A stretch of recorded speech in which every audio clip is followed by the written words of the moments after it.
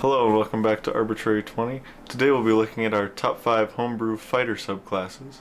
There will be links to all 5 subclasses down in the description, but let's go ahead and get into it with number 1. Alright, so for number 1 here we have the Black Warden. Black Wardens are essentially a Mage Bane or a anti-mage fighter subclass. So to start here we get bonus proficiencies. We get proficiency in Arcana and Religion if you weren't already, and then if you do already have those you can replace them with other proficiencies from the Fighter's skill list. And we also get Detect Magic here, so at 3rd level you're always under the effects of Detect Magic. And also at 3rd level we get Mage Bane.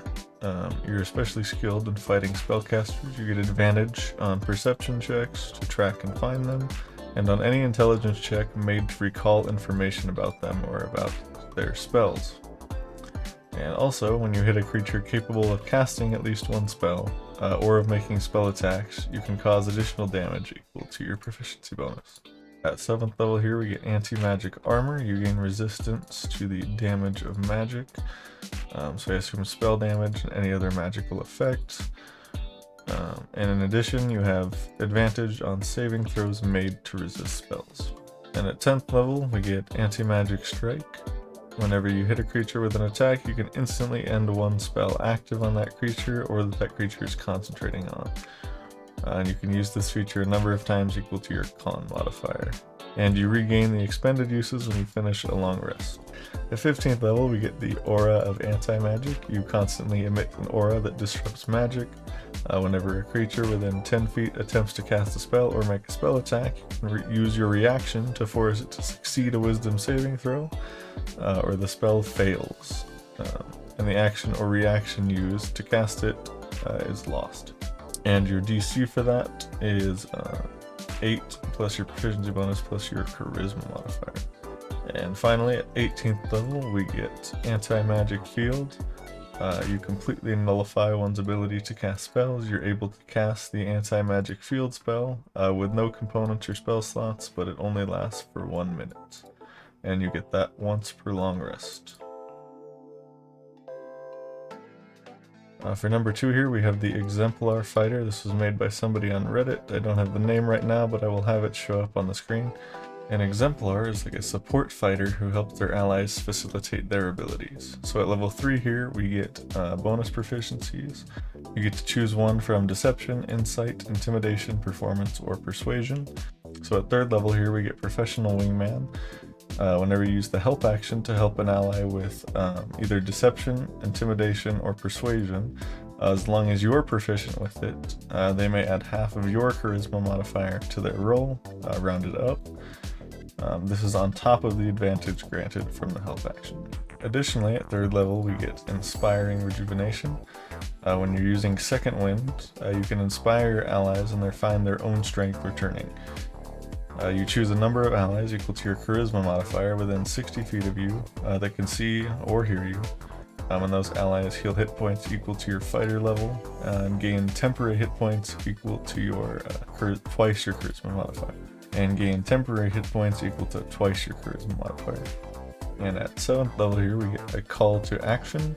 You've learned how to better synchronize with your team in the heat of the moment. Whenever you use your action surge, you may choose a number of allies equal to your charisma modifier within 30 feet of you. Those allies may use their reaction to gain one of the following benefits.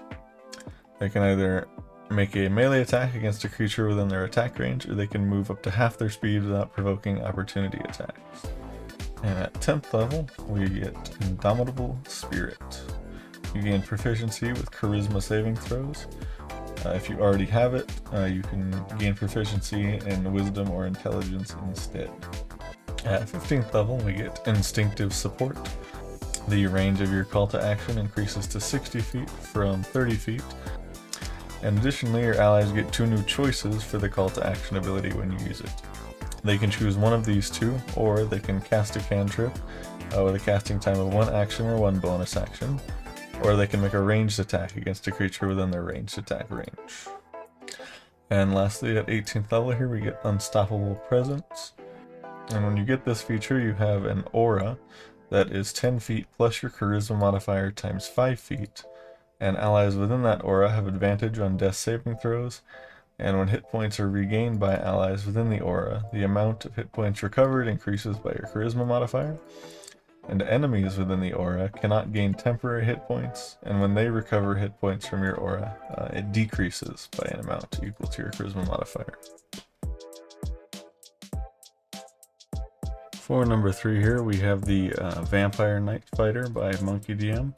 At level 3 here, you get Supernatural Wile. It lets you add your Constitution modifier to any charisma check that you make, and you gain proficiency with either Persuasion or Deception.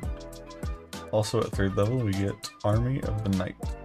You gain control over your own minions of darkness, allowing you to send ethereal bats to distract your foes.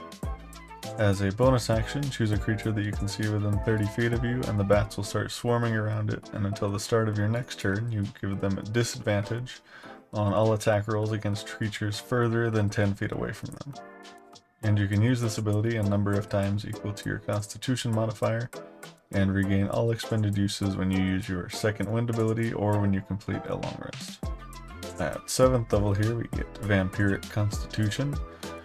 You gain advantage on saving throws against charms and can see in dim light within 90 feet of you as if it were bright light, and in darkness as if it were dim light, and you are able to discern color in darkness. And at 10th level here, we get Wings of Darkness. You can use your bonus action to grow Wings of Shadow. They last for 10 minutes and give you a flying speed of 30 feet, during which you are able to hover. And you can use this bonus action a number of times equal to your con mod, and you regain all expended uses when you finish a long rest. And they dissipate early if you enter bright light or sunlight. At 15th level, we get Ghastly Step. You can take the dash action as a bonus action, and if you do, you turn into a swarm of bats until the end of your turn. While in that form, you can perform any action as normal, but are immune to bludgeoning, piercing, and slashing damage, and you don't trigger attacks of opportunity. And at 18th level, we get Face of Fear. As an action, you can release a blood-curdling scream. Each hostile creature in a 60-foot radius centered on you that can hear you must succeed a Wisdom saving throw. The DC is 8 plus your proficiency bonus plus your con mod, and on a failed save, they become stunned in fear for 1 minute, and a stunned creature can repeat the saving throw at the end of each turn, ending the effect on a success. A creature that can't be frightened is immune to this effect, and once you've used this ability, you can't use it again until you've completed a long rest. 4th subclass, we have the Dragoon Fighter. They are masters of spears, lances, and polearms gifted with supernatural abilities. At level 3, we get Lancer's Leap. Your long jump and high jump distance is equal to your movement speed if you move at least 10 feet on foot immediately before the jump. When you make a high or long standing jump, you can only jump half the distance. The high jump distance increases when you reach certain levels in this class, increasing to double your movement speed at level 10 and triple at level 15. And you also get a special leap action. When using the leap action, you can jump up to your respective jumping distance with the current turn, regardless of your movement speed. However, any reduction to your movement speed will also decrease your leap jumping distance by the same amount. For example, slow will reduce your jumping speed by half. Additionally, your standing jump distance equals your normal jump distance while leaping. Also at 3rd level, we get Hard Souled. While you're conscious and wielding a melee weapon, fall damage you take is halved, and furthermore you don't become prone while landing in difficult terrain. At 7th level, we get Dragoon Strike. When you use the leap action, you may use a bonus action to immediately make a Dragoon Strike if you're wielding a polearm. When making a Dragoon Strike, you make a melee attack with a polearm you're wielding against a creature within range of the space where you landed after your leap, and you deal an additional 1d6 for every 10 feet you fell to a maximum of 10d6, and you take none of the falling damage if you hit. At 10th level, we get Elite Leap. When you take the leap action, opportunity attacks made against you have disadvantage, and you make all dex saves with advantage until the start of your next turn. Additionally, you may use your second wind feature during your leap without using an action. And also at 10th level we get Polearm Specialist. You gain a bonus when wielding a polearm, which includes the following weapons: Javelin, Spear, Long Spear, Pike, Glaive, Halberd, Trident, Great Trident, or Lance. When wielding a polearm, you gain a +2 bonus to attack and damage rolls with that weapon, and you can wield any polearm in one hand. And this bonus becomes +3 at level 15. And at 15th level here, we get Piercing Fall. You learn to maneuver yourself through the air and fall at great speeds. You are able to willingly fall up to 1,000 feet on your turn. I think this is important because your jump distance is eventually going to get so high, and you usually can only fall 60 feet in a turn, I believe. So this should make your previous features work a lot better. And at 18th level here we get Elite Dragoon. Attack rolls you make with polearms score critical on 18 through 20. And additionally, when you hit a creature with a Dragoon strike, your 7th level feature, a creature must succeed on a strength saving throw using your strength or dex mod, or be knocked prone. Also at 18th level we get Terminal Velocity. While you're conscious and wielding a melee weapon, you do not take fall damage.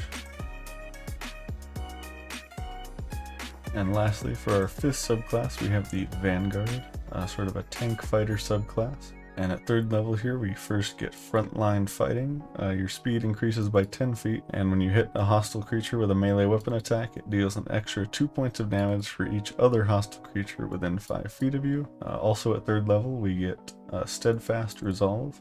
If your current hit points are less than your maximum, you get a +2 to AC. And at 7th level we get Veteran Reflexes. You gain proficiency in dex saving throws, and you may add your proficiency bonus to initiative rolls. And at 10th level here we get Improved Second Wind. The number of hit points gained when you use Second Wind increases to 2d10 plus twice your fighter level. At 15th level we get Hold the Line. Whenever you make an opportunity attack and hit, it's treated as a critical hit, and that creature's speed becomes 0 for the rest of the turn. And lastly, at 18th level here we get Last Stand. If your hit points are reduced to 0 and you aren't killed outright, you may use your reaction to make 5 attacks before falling unconscious, and you can only use this once per long rest. That is all we have for this video. Leave a comment letting me know which one was your favorite and which class you want me to do next. But yeah, thank you for watching, and I will see you guys in the next video.